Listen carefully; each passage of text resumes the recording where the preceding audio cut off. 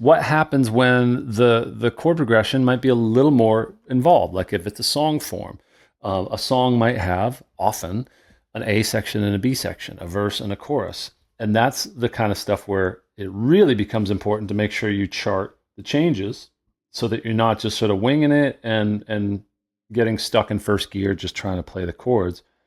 But if you're able to then remember the song form, you've got to be in charge of the form, which is so important. The form is like what we were talking about in that last riff where it went to A minor the second time through, and just remember those details that make the song what they are.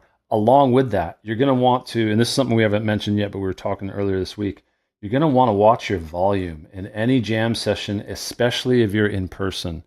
If you have electric guitar players jamming along with acoustic guitar players, you might need to hit the electric guitar players with a neck dart. You need to tranquilize them because once they start turning up their volume, they leave everyone in the dust. And I got to speak from experience. It feels so good to play guitar loud and be the loudest thing in the room that you just sort of like you get a taste of that whatever the endorphins, and nobody can tell you to turn down. But if you can catch it early, if you can detect it early and say, hey, let's all be only as loud as our quietest instrument. So if someone's playing acoustic and that's as loud as they can go, you cannot go louder than them. Otherwise, the jam will sour and spoil. It'll cave in on itself because all we end up hearing is that person who's playing an A minor. I know you. I know you. And you're playing really, really like you do at home, way too loud.